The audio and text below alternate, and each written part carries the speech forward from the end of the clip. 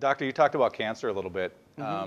You're certainly an expert in that field. There's so many different tests for different types of cancer out there, screening tests, mammograms, prostate. I mean, the list goes on and on.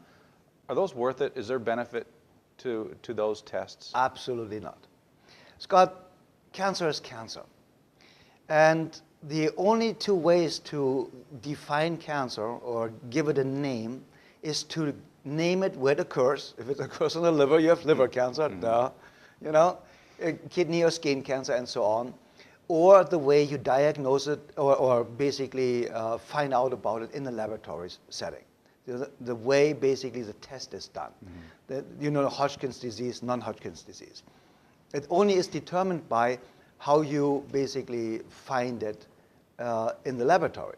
So they name it after somebody or after somebody's test, or they name it where it occurs. Cancer is cancer.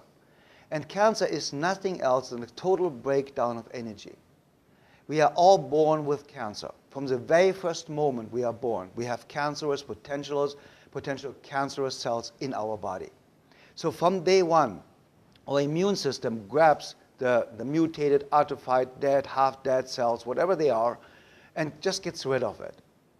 So now we need to ask ourselves 20, 30, 40 years later, what in the world happened that changed my energy level to a point that my immune system cannot do its normal function, that it's used to do, keeping me alive, keeping me clean, keeping me healthy for the last 10, 20, 30, 40, 50, 60 years. Because our immune system is trained for that, used to it, did it all the time. The diagnosis of cancer or the name of your cancer has absolutely no impact on your recovery rate, has no impact on what treatment you should get, because by law, Scott, a medical doctor in the United States has to apply chemotherapy, radiation, and surgery to cancer, to a cancer patient. So first of all, what does it matter what kind of cancer you have or where your cancer is or how they prognose it or diagnose it in the laboratory if you get the same treatment anyway? If we just step back and use common sense and say all this testing, like mammographies, raise the cancer risk at least 2%, with every mammography.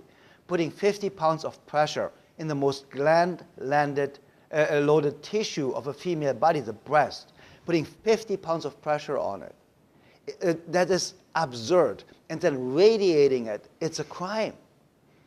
If you imagine a lymph node, our immune system, our physical immune system is basically our lymph system.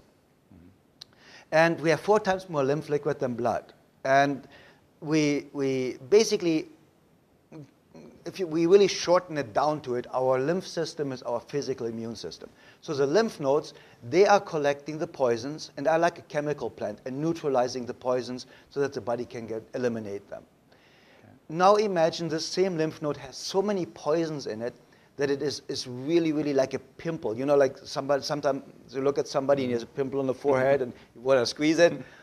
And imagine the lymph node is that poisonous, this inflamed, this infected, ready to burst. And now you use mammography and you put 50 pounds of pressure on this lymph node. It just bursts. That's how they give you potentially breast cancer. Or you have a needle biopsy. People don't understand that the cancerous tumor is the approach of the body to save your life. You have so many poisons in your system that these toxins are going to kill you.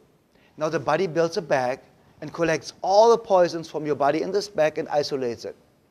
Saves your life. The medical profession calls this a tumor. That's why they say, a cancerous tumor is always very, very toxic in the inside. Of course it is, because all the toxins from your body are in there. So now imagine you have a balloon, like a regular blow-up balloon filled with water, really to its max. And now you come with a needle or needle biopsy, and you pinch into this balloon. It bursts and all the water runs out, and in this case with a needle biopsy, the lymph node or the cancerous tumor bursts, and all the toxins are poured into the system. And now they're not all over. They are concentrated on one single spot.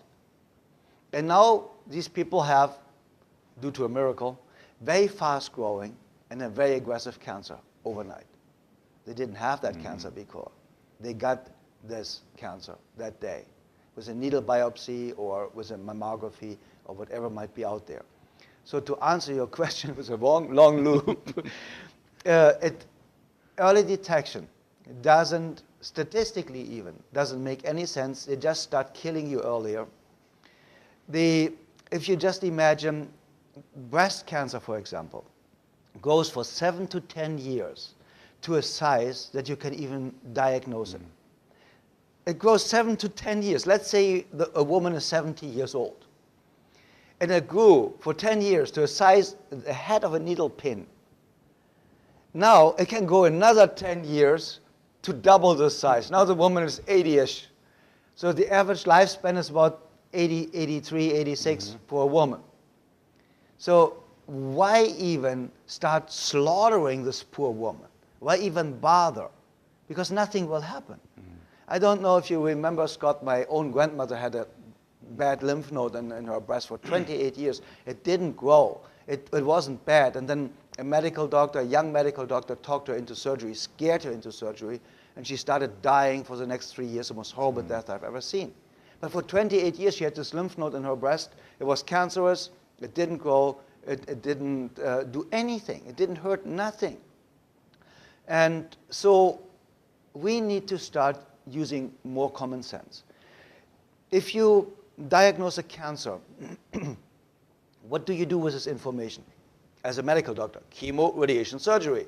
So you have skin cancer, what do you do? Chemo, radiation, surgery. You have liver cancer, what do you do? So their approach is always the same.